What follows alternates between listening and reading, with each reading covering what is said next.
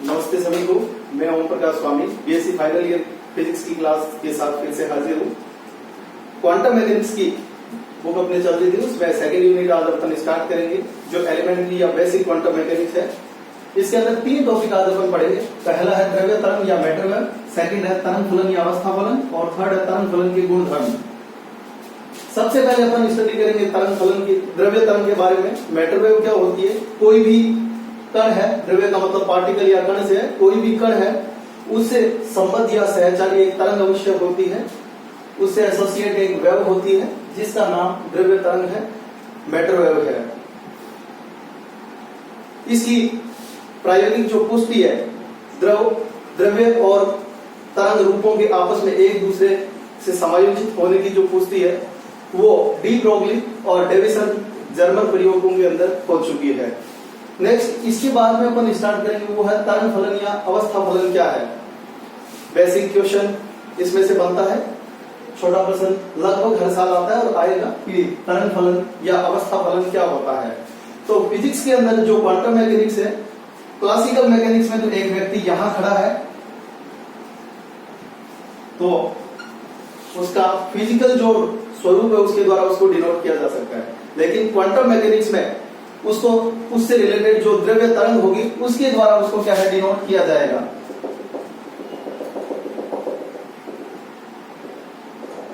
कुछ इस तरीके से। तो जो तरंग फलन है, अवस्था फलन है, वो क्या होता है? किसी VRT स्थितिज ऊर्जा वाले क्षेत्र में, किसी VRT स्थितिज ऊर्जा वाले क्षेत्र में कण का जो संपूर्ण व्यवहार है, किसी पार्टिकल का जो फिजिकल बिहेवियर है, संपूर्ण व्यवहार है, वो तरंग फलन psi RT के द्वारा दिया जाता है।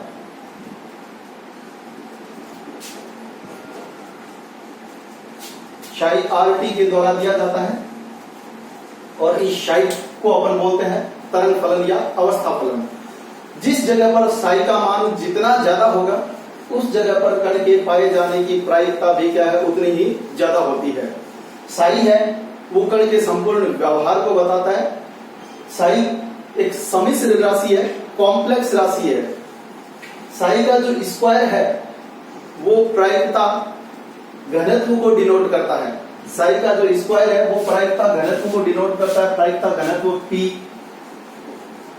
RT है, वो हो जाएगा psi स्क्वायर के द्वारा इसको अपन क्या है व्यक्त कर सकते हैं और ये हो जाएगा psi स्टार RT और psi RT मल्टीप्लाई के अंदर। इसी हिसाब से किसी dV आयतन के अंदर कण के जो पाए जाने की प्रायिकता है P, वो होगी अपने पास इंटीग्रेशन -∞ से लेकर +∞ तक psi स्क्वायर dV या -∞ से +∞ psi स्टार RT और psi RT dV। क्योंकि psi क्या है? एक संयुग्मी राशि है, वास्तविक और काल्पनिक दोनों भाग इसके अंदर सम्मिलित होंगे। तो psi स्टार है वो psi का क्या है कॉम्प्लेक्स कॉन्जुगेट है, इसका संयुग्मी है।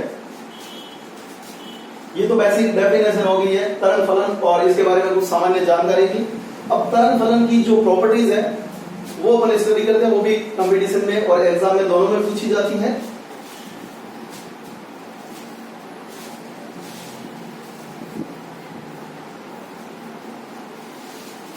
पहली जो इसकी प्रॉपर्टी है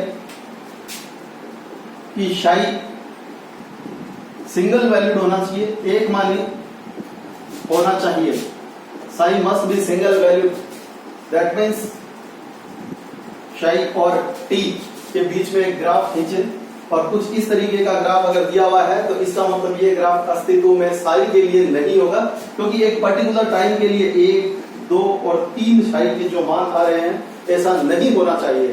तो psi क्या होना चाहिए? सिंगल वैल्यूड होना चाहिए। इस टाइप का ग्राफ psi के लिए बिल्कुल भी लागू नहीं है। ये ग्राफ psi के लिए लागू हो सकता है क्योंकि इसमें समय के प्रत्येक मान पर साई का केवल और केवल एक ही मान है। सेकंड जो प्रॉपर्टी है,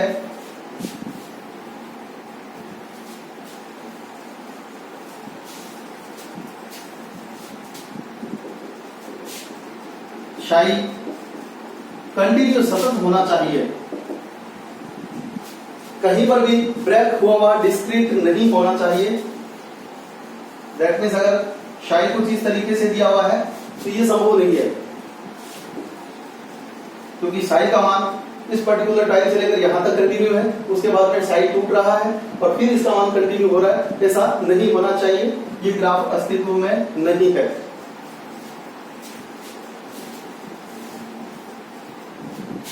थर्ड जो प्रॉपर्टी है, साई का जो फर्स्ट डेरिवेटिव है ये भी कंटिन्यूस होना चाहिए। टाइम के रेस्पेक्ट में फर्स्ट डेरिवेटिव साई का वो कंटिन्यूस होना चाहिए। फर्स्ट डेरिवेटिव का मैथमेटिक्स में आपने पढ़ा होगा, सामान्य सा अर्थ ये है कि अचानक से स्लोप चेंज नहीं होना चाहिए।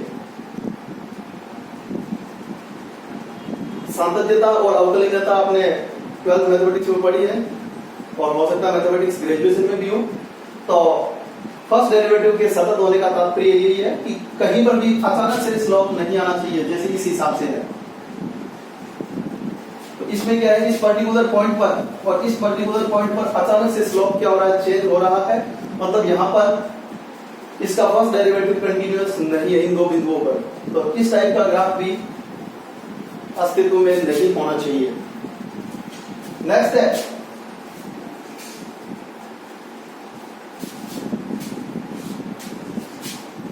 साई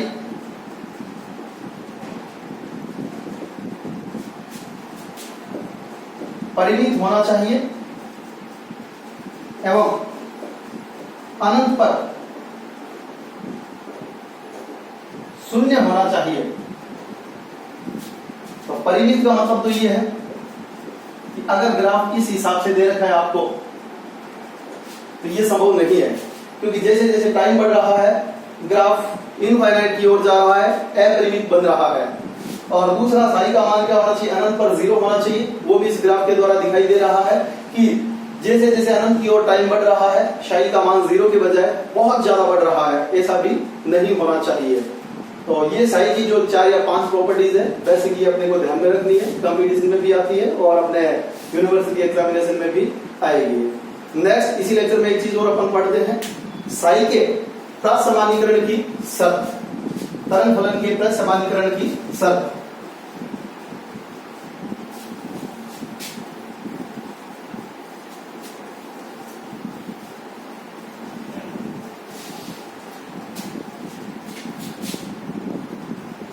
तरंग फलन के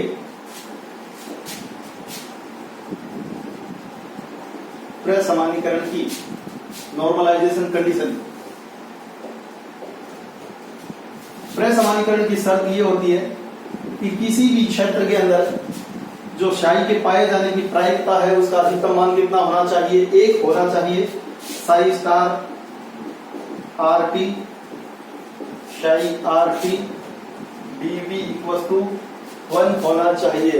अगर 3D में है तो dx, dy, dz तीनों लिखने हैं, ट्रिपल इंटीग्रेशन होएगा। 1D में है तो केवल जिस डायमेंशन में दिया हुआ है x, y या z में से उसी डायरेक्शन में अपने को लेते हुए इस इंटीग्रेशन को सॉल्व करना है और =1 लिखना है। यहाँ लिमिट अपन ने -इनफाइनाइट से +इनफाइनाइट है। आपको जो भी रीजन दे रखा होगा कि साई के फलाने स्थान से फलाने स्थान तक पाए जाने की प्रायिकता कितनी होगी, तो आप वो लिमिट यहाँ पर पुट करिए, =1 रखिए और रिजल्ट कैलकुलेट कर दीजिए। आज के लिए इतना ही, धन्यवाद।